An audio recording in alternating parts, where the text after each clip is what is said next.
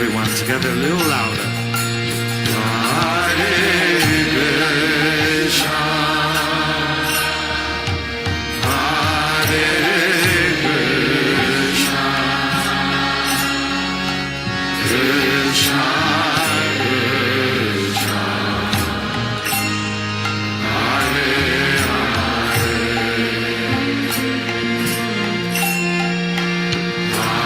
Hare,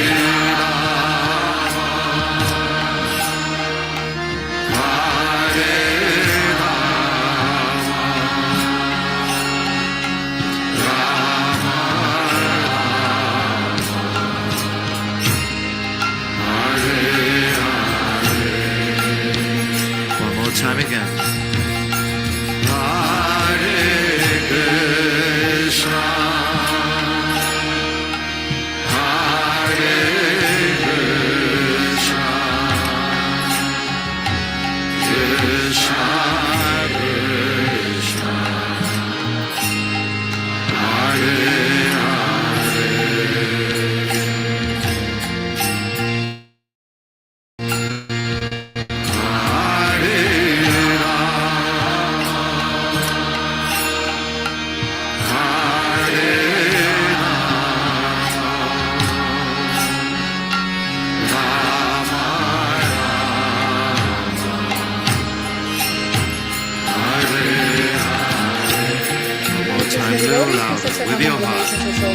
Prabhupada. Welcome devotees to today's Bhagavatam class.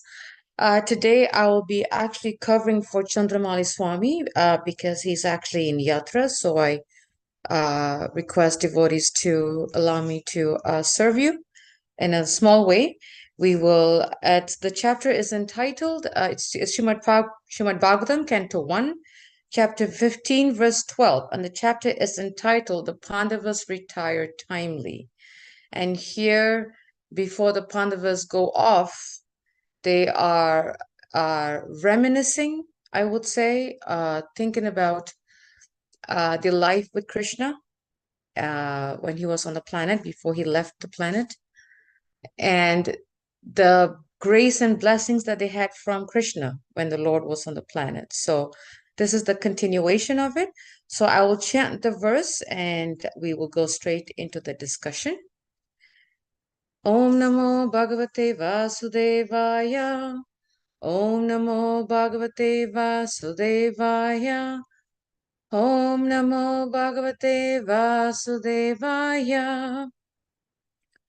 Yatejisata Bhagavan Udisula Panir Vishmamita Sagiri Jostram Adani Jame Anye Pichaham Amunaiva Kale Varena Prapto Mahindra Bhavane Mahar Asanardam. Translation: It was by his influence only that in a fight I was able to astonish the personality of God Lord Shiva and his wife, the daughter of Mount Himalaya. Thus he, Lord Shiva, became pleased with me and awarded me his own weapon. Other demigods also delivered their respective weapons to me, and in addition, I was able to reach the heavenly planets in this present body and was allowed a half-elevated seat. Purport by His Divine Grace, A.C. Bhaktivedanta Swami Srila Prabhupada Ki Jai. By the grace of the Supreme Personality of Godhead, Sri Krishna, all the demigods, including Lord Shiva, were pleased with Arjuna. The idea is that one who is favored by Lord Shiva or any other demigod may not necessarily be favored by the Supreme Lord Sri Krishna.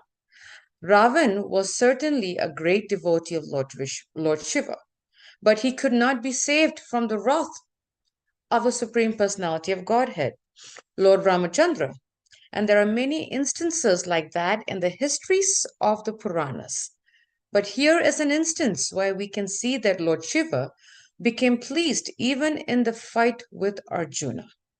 The devotees of the Supreme Lord know how to respect the demigods, but the devotees of the demigods sometimes foolishly think that the Supreme Personality of Godhead is no greater than the demigods. By such a conception, one becomes an offender and ultimately meets with the same end as Ravana and others. The instances described by Arjuna during his friendly dealings with Lord Sri Krishna are instructive for all who may be convinced by the lessons that one can achieve all favors simply by pleasing the Supreme Lord Sri Krishna, whereas the devotees or worshippers of the demigods may achieve only partial benefits, which are also perishable, just as the demigods themselves are. Another significance of the present verse is that Arjuna, by the grace of Lord Krishna, was able to reach the heavenly planet, even with the self-same body, and was honored by the heavenly demigod Indradev, being seated with him half elevated. One can reach the heavenly planets by the pious acts recommended in the Shastras in the category of fruitive activities. And as stated in the Bhagavad Gita 9:21, when the reactions of such pious acts are spent, the enjoyer is again degraded to this earthly planet. The moon is also on the level with the heavenly planets, and only persons who have performed virtues only, performing sacrifices, giving charity, and undergoing severe austerities, can be allowed to enter into the heavenly planets after the duration of life of the body. Arjuna was allowed to enter into the heavenly planets in the self-same body simply by the grace of the Lord. Otherwise, it is not possible to do so. The present attempts to enter into the heavenly planets by the modern scientist will certainly prove futile because such scientists are not on the level of Arjuna. They are ordinary human beings without any assets of sacrifice, charity, or austerities. The material body is influenced by the three modes of material nature, namely goodness, passion, and ignorance. The present population is more or less influenced by the modes of passion and ignorance, and the symptoms of such influence are exhibited in their becoming very lusty and greedy. Such degraded fellows can hardly approach the higher planetary systems. Above the heavenly planets, there are many other planets also, which only those who are influenced by goodness can reach.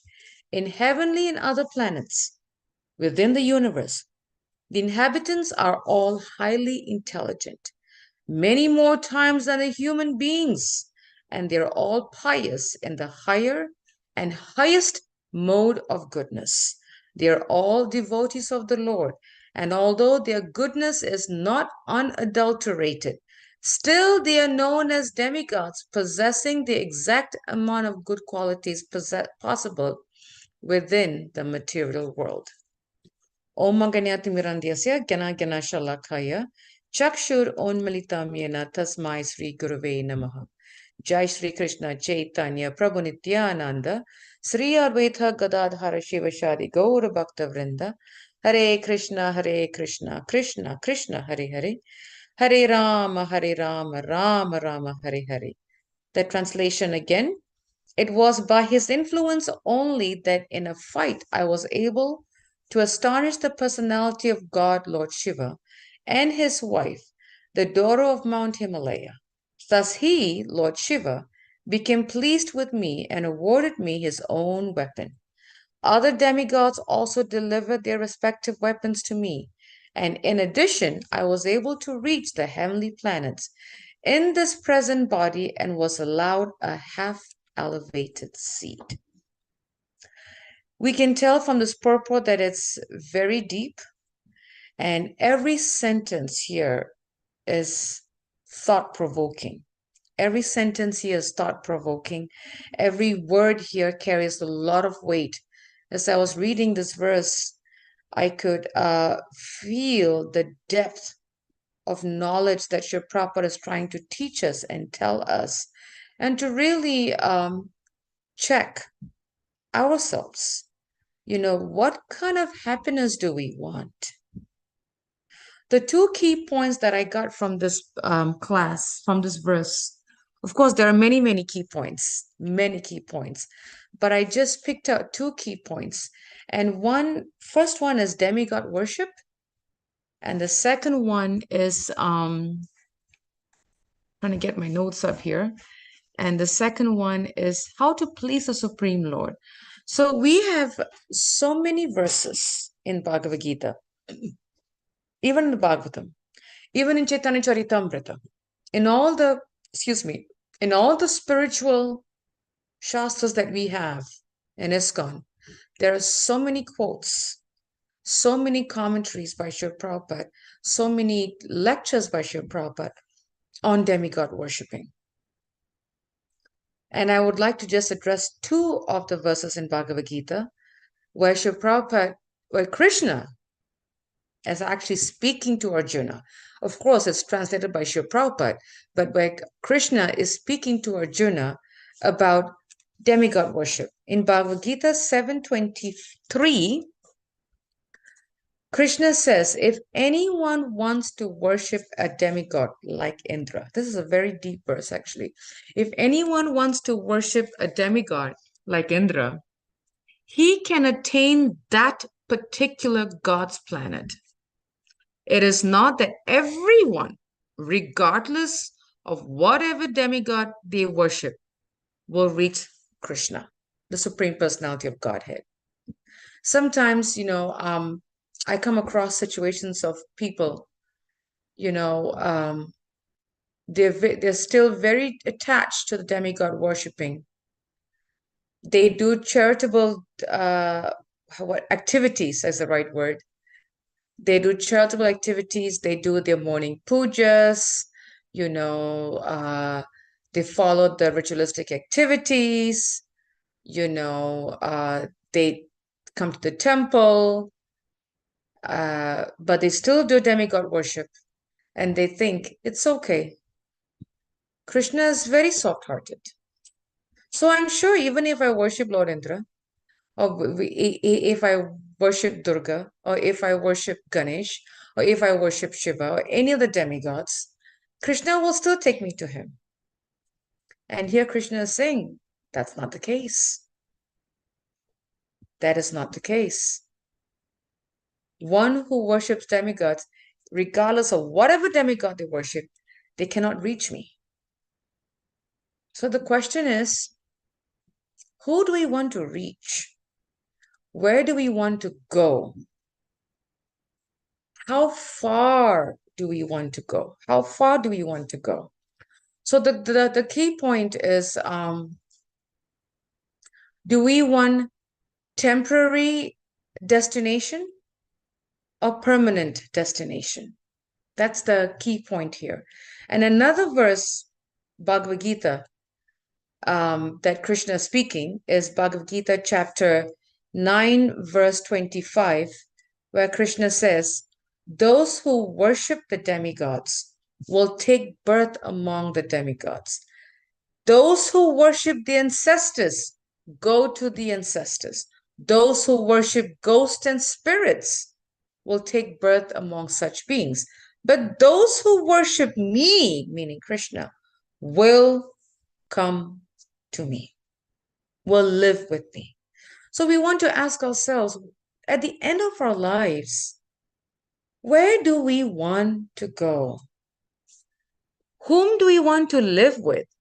Do we want to live with our ancestors?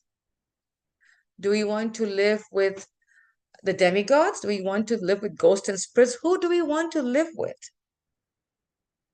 It's a question that each of us, including myself, have to ask every day, who do we want to live with? Where do we want to go? How far do we want to go? So the million-dollar question is, do we want a temporary life with a temporary happiness? Or do we want a permanent life with permanent happiness?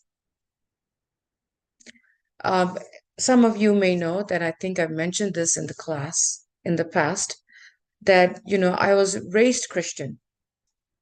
very, very staunch Christian, very staunch to the point where I was also very attached to my Christian rules, doctrines, um, ritualistic activities, religious activities, whatever you want to call it. And the the the church that I used to come from is called the Seventh-day Adventist Church.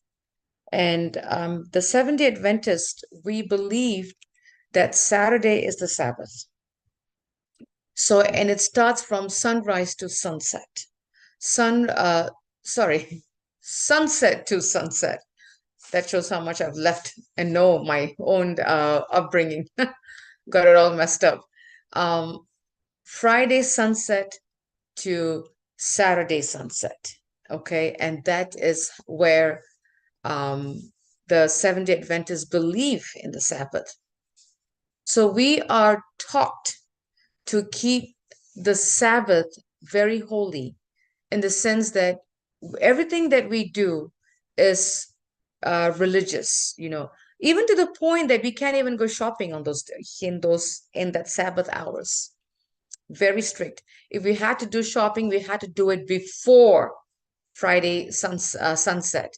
The groceries, the house cleaning, the whatever. The from sunset to sunset, we only, went to church, woke up, go to church, come back, have lunch, church activities, and so on and so forth. Nothing. So when I became a devotee, I remember, and it's one that I will never forget actually. When I joined Krishna consciousness, my husband brought me into Krishna consciousness. And I was still in the first 6 months. I joined in 92. We got married in 93. And for 6 months, I was very attached to my Christian Sabbath duties, keeping it holy, And I remember at that time, my husband was a very active tennis player. And he would always play with his tennis mates on Saturday morning, which is for me, raised Christian, was Sabbath. And I was not favorable of it, because my thing is Saturday morning, go to church. That's how we were raised and nothing else. So I remember this was disturbing my husband. So he spoke about this with my spiritual master. He's Holiness Bhaktitirtha Swami. And I remember it happened on a weekday. I was working at that time in Washington, D.C. And my husband called me on a three-way call and had my spiritual master on the other line. And I had no idea. That was the biggest wake-up call in my life, actually. And when I heard my spiritual master's voice on the other end at my job, I remember getting goosebumps all over my body and, chills down my spine, as they say. To hear the voice of your spiritual master at work is like, wow, what did I do to deserve this, So he was explaining to me, first he was actually commending me that it's so nice that I keep the Sabbath so strictly and so on and so forth. There are not many Christians that do that. Many Christians, they go to church, they come back and they go and do their crap. They go to the bar, they go to the movies, they go this, they go that, and whatever. So he was very happy that at least, raised as a Seventh-day Adventist, at least one out of the 7 days we kept holy, lack of a better word. Now he took it to a different level, which really convinced me that I did not go back to my old ways again. He said to me that devotees of Krishna consciousness, we keep every day holy, not just one day. And then he explained to me the chanting, the 16 hours of chanting, cooking for the Lord, offering the bhoga to the Lord, reading, engaging in devotional service. So he was saying that devotees of the Lord, we use every day, 7 days a week, 24/7 in Krishna service. So every day is holy for us. Everything that every day is holy, not just one day. So then he said to me, even working out is to keep our bodies fit so that we can use this, fit and healthy so that we can use these bodies in Krishna's service. When he said that, I was 100% convinced. So convinced that I was not attached at all to my Christian religious activities and keeping it holy. That is the conviction that we all need. Do we want temporary happiness or do we want permanent happiness? That's the million-dollar question. How much do we believe when Prabhupada says that Krishna said, worship me and you come to me. If not, you worship the demigods, you're going to go to them. And we clearly see in the purport where Srila Prabhupada says that even the demigods' lives are temporary, it's not permanent. All the powers that they get are from Krishna. Whenever they pray to a demigod, they have to ask the Lord, can I give or not give? They're limited. The demigods are limited. Krishna is unlimited. That's one thing we always have to remind ourselves. Krishna is unlimited, whereas the demigods are limited. So then we have to ask ourselves, do I want to worship a God who is limited or unlimited? Do I want to worship a God who will give me temporary happiness or permanent happiness? Do I want to dwell with devotees of the Lord where we are always happy 24/7 or just 1 hour a day? What do I want? That's the million-dollar question.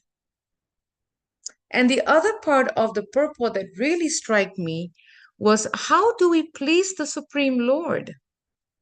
Krishna already says in his purport, if you want to please me, abandon all varieties of religion and surrender unto me. How much are we attached to our so-called upbringing with family? I'm reminded about a person that I used to work with in the office, and of course, Hindus, demigod worshippers. And whenever there was a particular ritualistic activity that she would do, she would just do it out of duty. So one time I remember asking her, I said, why do you do this? What is the purpose that you do this ritualistic activity? She goes, I don't know. My mom just called me and I'm just doing it. And I said, okay, doesn't make sense. She says, yeah, I grew up seeing all this and my mother taught that. So we just do it. But I don't know why I do it. It's just, I just do it. And if you remember, we've heard this word whimsical, right? We've heard this word whimsical so much that someone who just do it just to do it, it's just time pass.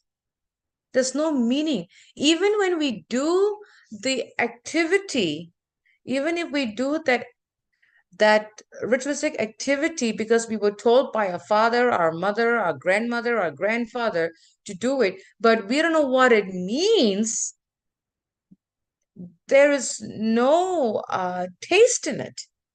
There is no sincerity, there is no results. There's nothing. It's like telling someone, come and have dinner, and then you put an empty plate on the dining table and there's no prasad in it. There's no value in that plate. So we have to ask ourselves, how can I please the Lord? How can I please the Lord? And the Lord says, surrender and abandon all varieties of religion and surrender unto me.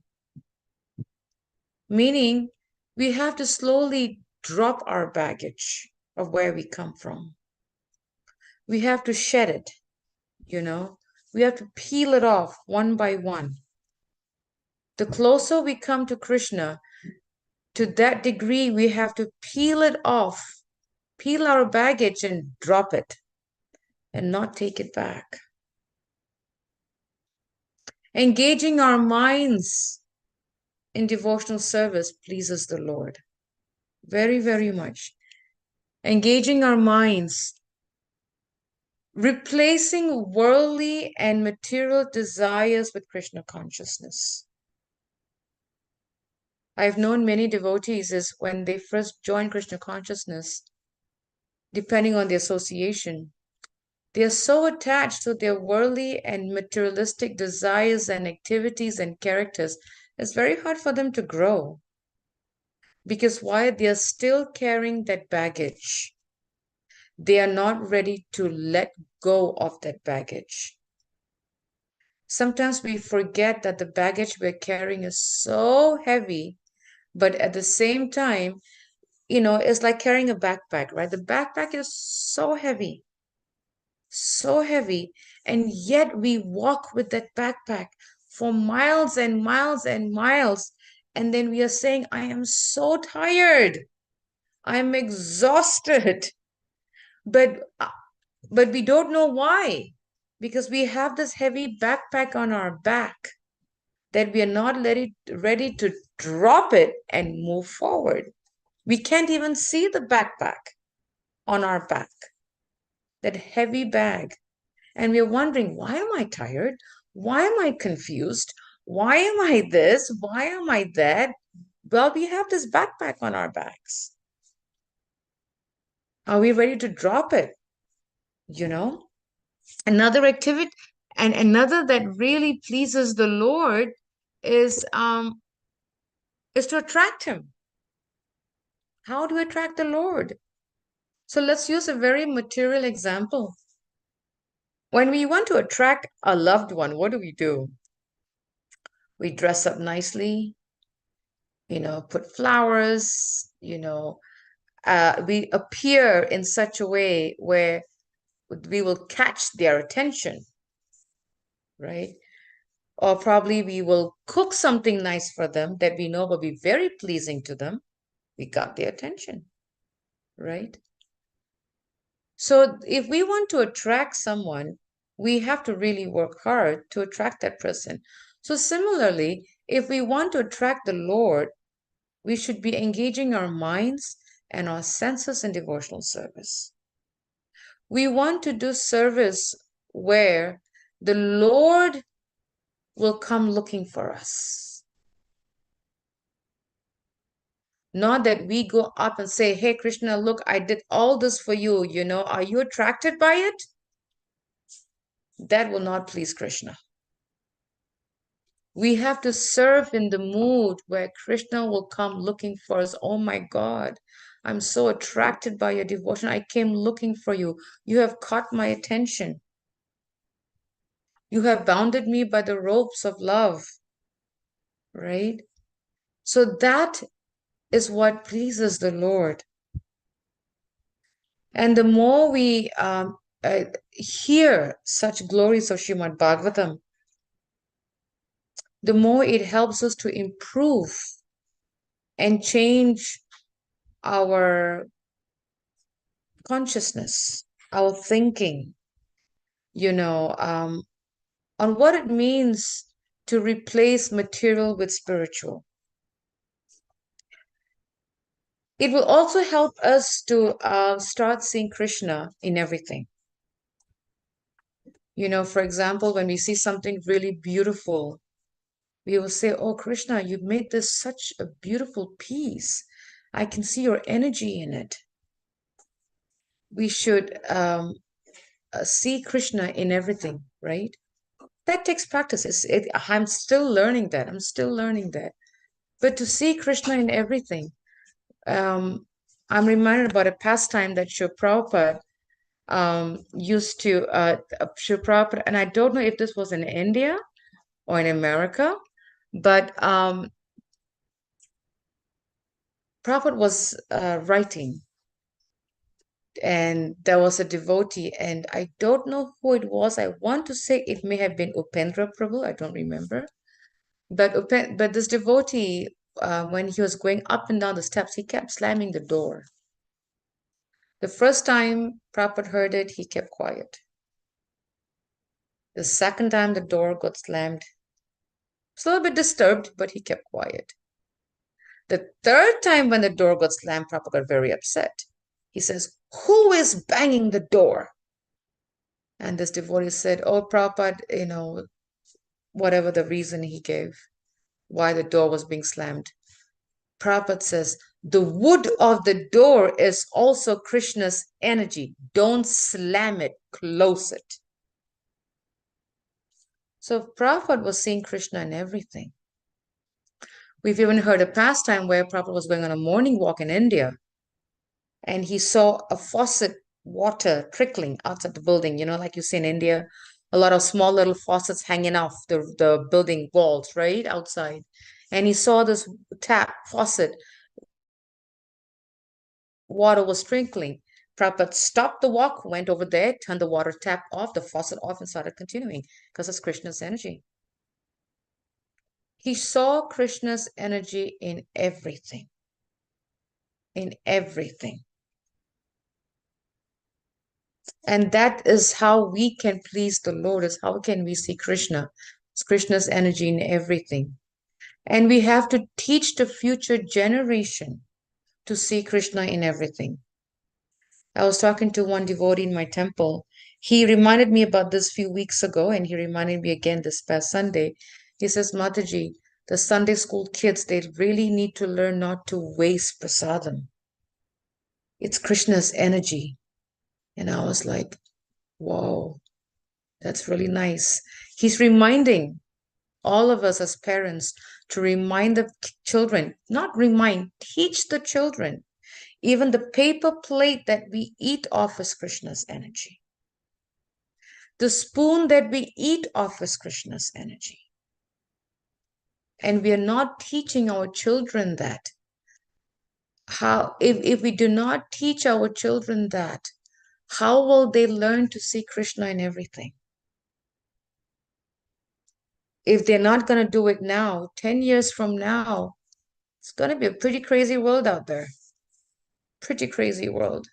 So we really need to see Krishna in everything, because everything is Krishna's energy. So we have to ask ourselves, what is pleasing to the Lord? And how can I please my Krishna? I was giving a class a few weeks ago at our temple, I think about a month ago, and our temple, a majority of grihastas. And I asked the householders, I said, we see our family 24/7. We see the husbands 24/7. We see the wives 24/7. We see our children 24/7. Do we ever get bored seeing them 24/7? Do we ever get bored? Of course, the answer is no. Why not? Because we love them. As we say, in the old ISKCON days, they are our extensions. We love them. But we don't give that much time to come see the Lord in the temple. We don't make that effort. We don't make that time to come and see the Lord. We think, oh my God, it's a drive, 15 minutes, 20 minutes. Oh my God. Right? When we need to pick up our child from school because he or she was sick, or he or she forgot the lunchbox, we make the effort to go and drive and drop it off. But to come see the Lord, we have to think a million times. In fact, what we do is we check our calendar. Can I make time to go see the Lord? Krishna consciousness, we should come to the level where we don't make time to fit the Lord in our schedule. We should fit ourselves in the Lord's life. Should be the other way around. When we start to fit the Lord in our schedule, it will never happen. It will never happen. It should be the flip side. We should fit ourselves in the Lord's life, in the Lord's schedule, in His services. We have to make sure that we fit into that, into Krishna's service schedule. And the more we do that, the more we will get the taste of what it means to engage the mind and senses in devotional service. We don't get bored seeing our family members. I was even giving a class and I was saying, when we travel, some of us travel to our home country, right? And the flight may be 6 hours, 8 hours. To my country is about 22 hours. It's all the way in Singapore. So we travel and we spend so much time in the plane. What do we do in the plane? We're limited. We either read, we watch this 6-inch by 8-inch screen of whatever they have on it, and half of it is just nonsense. Or we sleep. We eat and we sleep. That's all we do in the plane for all those hours, right? We're so restricted. We're so restricted. But what is so funny is we're so restricted that we don't even think of how much time we're wasting on the plane. We don't think about that. But we don't make that much time to come see the Lord. Even when we have to travel, we pre-plan, we pre-pack, right? We got to get the suitcase out, we got to get the clothes out, we got to pack, we got to do everything. And because we have to pre-plan the trip. How many of us, including myself, do we pre-plan our schedule to make an extra effort to go see the Lord in the temple? We pre-plan our vacations, everything beautifully. But when it comes to devotional service, we don't pre-plan. Something for us to think about. Because we haven't added that into our schedule. And sadly, we are providing that same environment and mentality to the future generation. Mommy doesn't pre-plan to go to the temple, so why should I? But she pre-plans to go to the amusement park, so I should pre-plan my clothes. That's how kids think. They watch what the parents do. So how much do we sit down and pre-plan with our children? This is what's happening. This is what's happening. So let's pre-plan so we can all go to the temple and spend more time and do service and do this and do that. That's what's pleasing to the Lord. And we literally have very few days left in Kartik. We are right around the corner. It's less than 7 days. And this is the time to do extra. Sacrifice. Sacrifice our time. Sacrifice our temporary happiness. Sacrifice our schedule, our calendar for the next few days. And engage in devotional service. Extra rounds, extra chanting, extra service for the pleasure of the Lord. Once we do that, it becomes a habit. Doing it one time will not become a habit. It has to be a continuity. Then it becomes a habit. And when it becomes a habit, then it becomes part of our life, second nature. There's no two ways about it, as they say. We don't think twice about it. It just becomes part of our lives. Just like how we get up in the morning, it's part of our life. We eat 3 meals a day, it's part of our lives, right? We go to the bathroom as part of the bodily functioning, right? We go to work as part of our lives, same thing. This should also be part of our lives. And we should teach our children. And how do we do that? We sit down and we talk with them. We plan. And naturally, the kids will just have that habit. It's Karthik, I want to do extra rounds. I made this vrat, I made that vrat. Next thing you know, when our children become adults, we don't have to worry because they will naturally know Kartik is coming. I have to make extra vrats and vows. They'll naturally do it. We don't have to say, did you make a vrat? We don't have to do it. It becomes part of their lives. But it has to start from small. But it begins with us. It begins with us. Really, really important. Sacrifices is very pleasing to the Lord. Giving up our attachments is very pleasing to the Lord. Engaging our minds and senses, going out of our way. And why is that so? Because the Lord is supposed to be our beloved. Just as how we go above and beyond for our beloved husband, wife, son, daughter, parents, we go above and beyond. We don't even think twice. We just sacrifice. We go the extra mile, right? Krishna is our beloved. And if we want Krishna to be our beloved, then we have to make the same as sacrifices, the same engagement in service, fitting ourselves in the Lord's lives and not fitting the Lord in my life, because that will never happen. We have to check our calendar. It's very sad. That never happened. That will never happen. It should be the other way around. So this was my realization from this really powerful, amazing class. I will stop sharing and I would request devotees if you could please turn on your cameras so that we can see each other. I can see you and you can see me. That would be very nice. Would like to, any questions, any comments, any takeaways, please do share. Would love to hear from you. Hare Krishna. Hare Krishna, Namrata. Hare Krishna, we accept my humble obeisance. All glory to Maharaj. Jai. All glory to one. Actually, yeah, this was a wonderful and deep class.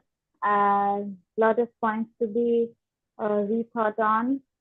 And as you said, many key points. I noted some which I would like to share. Of course, one is the main demigod worship. So the point I really like here is devotees respect demigods, which includes worshipping of Krishna. And when you see the other way around, when devotees of demigod, they are actually unable to. You cannot give the assurity that Supreme Lord is pleased while worshipping demigod. Yeah. So that is one interesting point which we can think when we worship demigods. Yeah. So yeah, and another thing is Arjuna, being such an elevated devotee, could go to heaven only by the mercy of Krishna. There's no other way. There's no other way. Yeah, and we here are claiming to go on the moon planet. So I was wondering. So there's a lot of hustle bustle in past few months. We landed on moon and blah blah blah. So that's so true. That's so true. Because Arjun, he had complete faith in the Lord. The whole Pandavas, they had complete faith in the Lord. I mean, if we think about the lives of the Pandavas, these were royal families who spent half of their life in the jungle, not in the palace, until they won the war. These are royal people who are supposed to be, like whenever we hear and read news about royal people, right? They come dressed up in this and that and the big cars. Half of their lives was in the forest. What kind of royalty is that? But they never once regret it, nor were they negative. They just took it as Krishna's mercy, and they completely depended on the Lord. They completely depended on the Lord, and that is the reason why that was only by the mercy of the Lord that Arjuna was able to go to the heavenly clans in that self same body, not in a different body. Now we can't use this body because it's so contaminated, but they had so much faith, so much faith, and he really took Krishna as his guru. So whatever the guru says, he literally followed. Like there was no two ways about it, purely by the mercy of the Lord. Absolutely.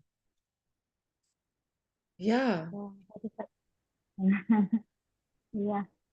And one another point was in the last part of the purpose, we I think we saw that demigods are devotees of the Lord with higher intelligence. So I was just wondering that they have higher intelligence. They are devotees of the Lord. Still, why they are on those heavenly planets? Is it because they want? Because they still want some control.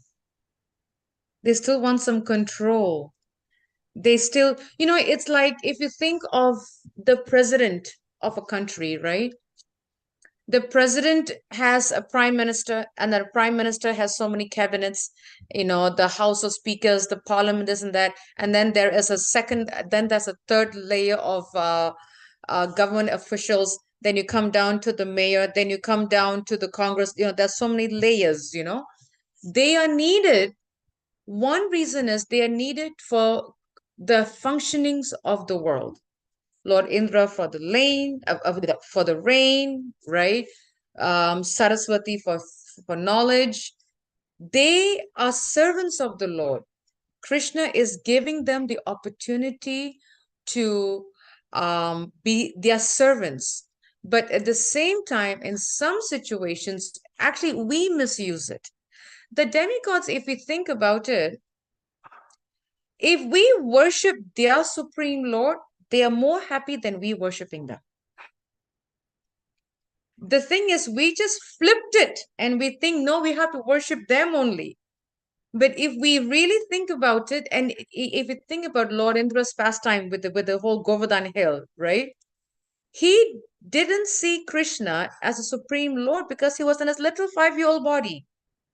To him, Krishna cannot be a supreme Lord who's 5 years old, because he had that pride, and the Lord had to come in the whole Govardhan Leela pastime to smash his ego. But if you think of a country, who has the supreme power? The president. Who gives the power to the others to decide? The president. But the ultimate power is with the president. But the prime minister, the congressman, the senator, the mayor, they don't have equal power of the president. They're like 50%, but they work for the president. So the demigods work for Krishna, quote unquote. But we think, oh, Krishna is all the way up there. We just got to come mid-level, and then we'll get the needs met. But what they don't understand is, even when they pray to the demigod, that they have to ask Krishna, can I do it? Because they are limited. They are very limited. They are not, the only one that's unlimited is Krishna. All the demigods are limited completely. Like, even if we think about the pastime of Lord Nrsingadev, he is the Supreme Personality of Godhead, and Ganesh is sitting by his feet. Now, why would that be? That means he's a servant of Lord Nrsingadev. So do we worship the Lord or the servant of the Lord? We respect the servant of the Lord. If we go to, this is very common in India, I mean, in Southeast Asian countries, then it is in America, we can afford it. But in every home, there's a servant. How much respect does the servant have? Let's think about it. Especially in India or in Singapore, in my country, the servants have no respect, right? They just come, they clean the house, they cook, they do our groceries, they wash our clothes, and they go back. How much respect do the servants have? Do we worship the servants of the household? No, we don't. Do we worship them for buying groceries for us? Do we worship them for cleaning our house? No, we don't. We give them the respect, but you don't worship them. So that is the consciousness. The demigods are servants of the Lord. That's what they call demi. Demi means half. You know, it's just that we have it differently. We just took it, we actually concocted the whole purpose. It's us that concocted it. It's not even Krishna. It's not even the demigods. We concocted because we just thought, oh, because they also, people know in general that to get it from Krishna is not easy. People want fast results. Fast results. And they know if they wait for Krishna, he's going to give us after 10, 15, 20, 30, 40 years. Whereas from the demigods, just do something to please them and they'll give it. You know, I do this is like I scratch my back, I scratch your back, you scratch my back. That is completely demigod worship. Demigod worship is I scratch your back, you scratch my back. After you scratch my back, I got what I want, I'll see you after 1 year. That's exactly what it is. Whereas for Krishna, it is not I scratch your back, you scratch my back. I give myself to you and you do what you want to do with me. And not many are willing to do that. So they want the shortcut. So demigod worshipping is shortcut. But they don't know that they get the powers from Krishna. And only if Krishna says yes, it's yes. Like if remember the pastime of Arjun at the battle of Kurukshetra, why did he go tell Durga? Why did he tell Arjuna to go pray to Durga? To prove to him, because Durga herself told Arjun, you have the Supreme Lord. Why come to me? So to prove and give a message to Arjun to teach him, I am the Supreme Lord. So, but he had to tell him, go pray to Durga, get the answer yourself.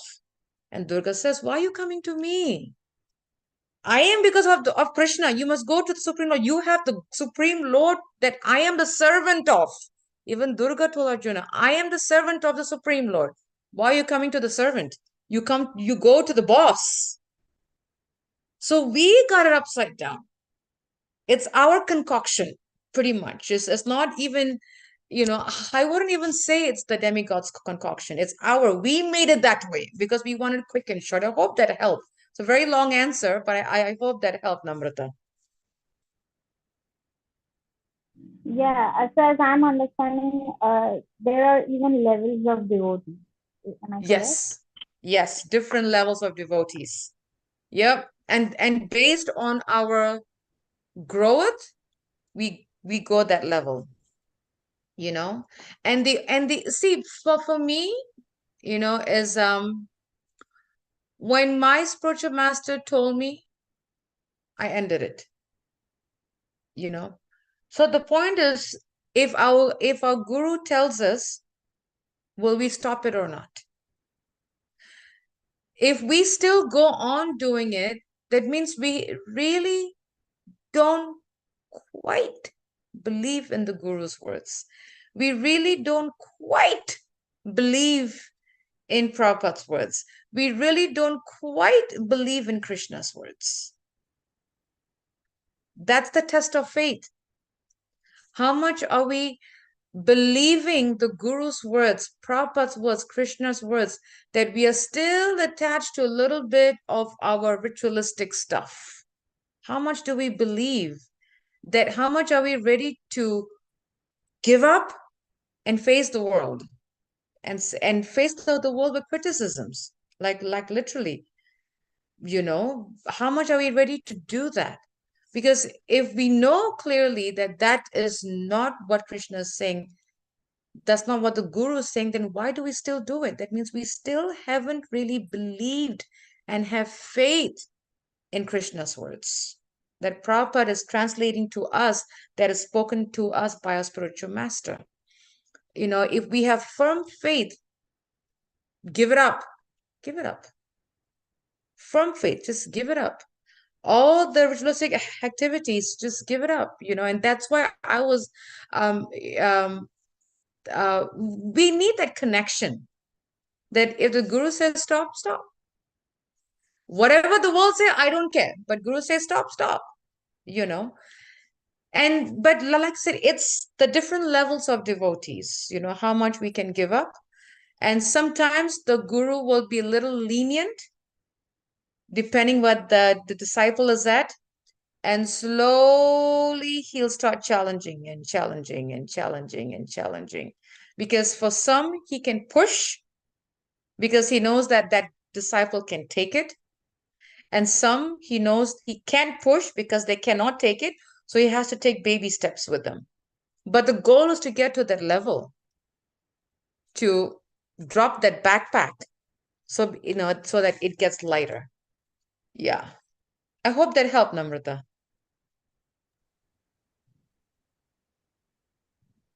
Yes, thank you very much. So, as staying in India, India is like full of demigod worshippers. I mean, at every inch you will see a demigod worshipper in India. So I was just thinking that we don't worship demigods, but we pay respect to demigods. So Yes, we have to pay respects to them. whenever we are, yeah. So how do we do it practically? I mean, like Very every few months there will be a festival of a demigod in India. very good question. And, So what and what I was told by one spiritual master, I'm trying to think who it was, and I don't quite remember. Oh my God, it's not coming to my mind. This was like probably like 20 years ago. This guru said is whenever we see a demigod, we offer our respects and we say, we can do two things. We can offer our respects, or we can make a prayer and say, help me to be more surrendered to Krishna, who is your Supreme Lord. That's it. That's it. Very, very simple. Nothing else. In fact, there's a local grocery store in my area in US here. And as soon as you walk into the store, they have this huge, I think I want to say 3 feet or 4 feet murti of Ganesh. It's like right at the entrance.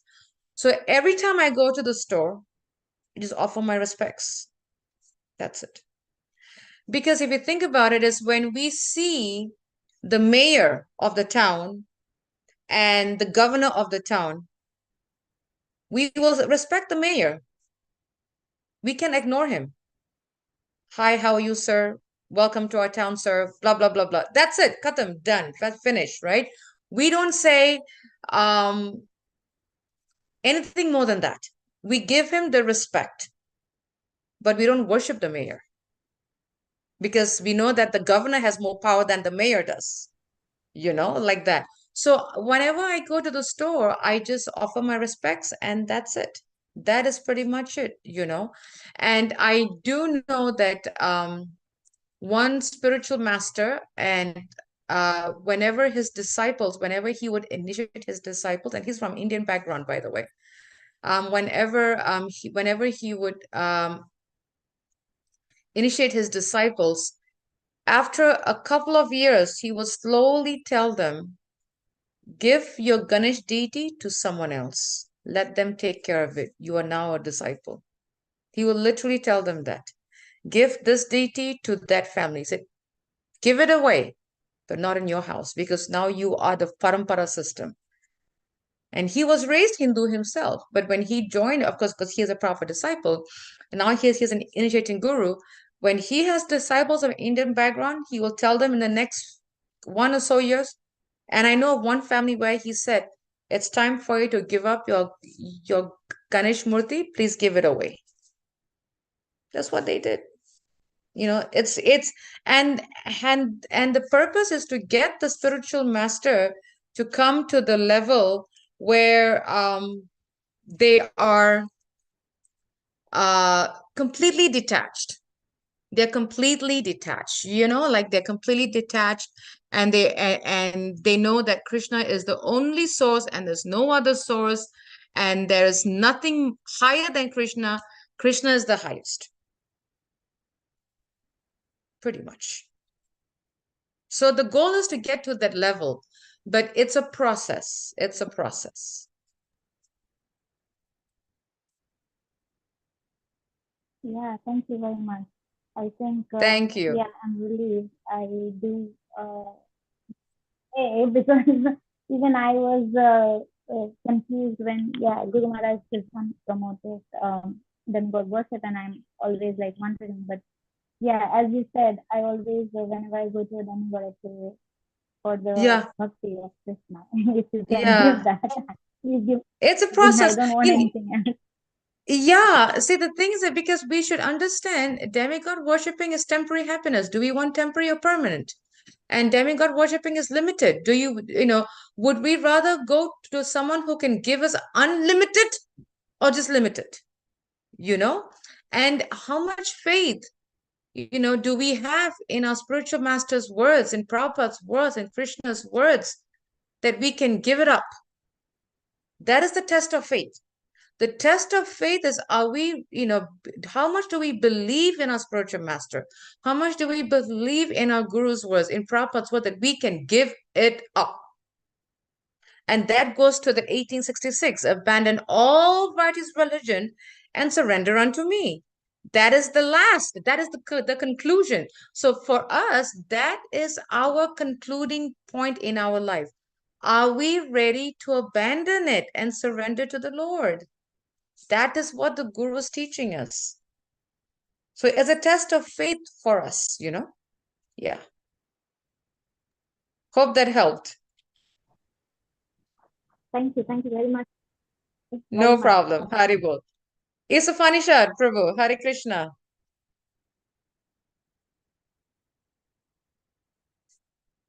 Hare Krishna. Hari Bol. Dandavat. I said my All obeisances. glories to Srila Prabhupada. All Right. glories to your day. All glories to your wonderful divine service. It's so wonderful and so sweet. I just want to just say thank you so very much for the reminder. Not that I had to be reminded, but it's nice to hear it all the time that Krishna is everywhere and we need to see Krishna in everything. Yep. And so in reference to the demigods, I think, my own understanding is when you said Ganesh, I have Ganesh figurines that were given to me by other personalities. Mm-hmm. And I give them away, but it seems like I get them back. So I understand that, of course, that Krishna is the cause of all causes. And when you want to have a person, excuse me, when you want to have a person show how powerful and how uniquely Krishna is endowed in everything, you use that deity as a way of means to do that, to show that Krishna is the cause of that deity or of that Murti being who he is. So I find that I like what you said about the guru who tells the his disciples to, to give away or put their Ganesh deity away. But at the same Yeah, time, I he said understand to give it why. away. Yeah, he said to give it away.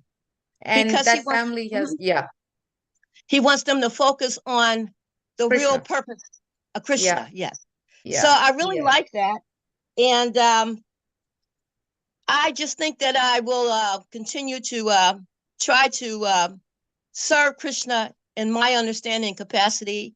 And every time I give my Ganesh deity away, I get another one. I do Seems too. like someone's Actually, always giving them to me, Haribo. yeah, I actually have one too, and I gave it away. I got it, and then someone gave me, I gave it away. And Dasi. yeah, for me, what has helped me is I always ask myself, if my spiritual master was here, what would he want me to do? And the little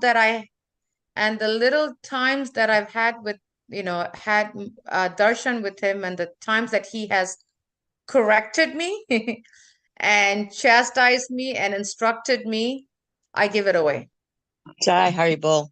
because he But was very much of that mood. So Gurudev, I mean, he has always said that. So so I always remind myself, now if he was here, which he is, what would he want me to do? And because based on his instruction that he gave me in 1992, 93, no, 93, that always stayed with me.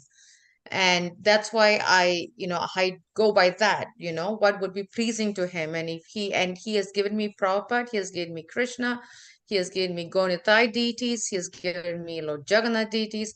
So I always ask myself that, and what is pleasing to him, giving it away. And see, also I remember our spiritual master, he used to get a lot of gifts. He used to get a lot of blue sweaters, and he would give it away. And the more he gave, the more he got. He never kept them. yes. He never did. He would have only 3 sweaters in his closet, only 3. But he would get a lot because people knew that blue was his favorite color. So he would always get blue sweaters, blue blankets, blue comforters, and he would always give it away. And each time they give him again, he'll give it away. They gave him, he kept, he just giving it away. So he said, this is my way of giving it to others and sharing with them. So the more he got, the more he gave away. Jai Prabhu, So Haribol, Hare that's how Krishna. I go by that, by what Gurudev used to do. Yeah. I really appreciate the time that you take to do this wonderful service. And Thank I you. just wanted to make sure that this is on Tuesdays and Yes, Thursdays, or Prabhu. just Tuesday? Tuesdays. Okay. All right, Prabhu. Thank you, devotees. I'm Thank going you. to run now. I just wanted to offer my obeisances, and it's Hare so good to Krishna. see your beautiful face. Hare Krishna. Thank you. Offer Hari my Hari Bol. dandavats to your family. Hari Will Bol, Hare do. Krishna. Thank you, Prabhu. Hari Bol. Any other questions from devotees? Any thoughts, any takeaways, any feedback, questions? Do unmute yourself, and if just going down the list so that I don't miss anybody. And if there isn't anyone, we thank you all for joining us, and we hope that you have a blessed day. Vanchakapdibhyascha, Kripasindhabevacha, Patitanam Pavanebhyo, Vaishnavebhyo Namo Namaha. Srila Prabhupada ki jai. His Holiness Candramauli Swami ki jai. Hari Hari Bol. Have a wonderful Thank you day, very much for Prabhu. today. Hare Krishna. Thank you. Hare Thank Krishna. you. Hare Hare Krishna. Krishna.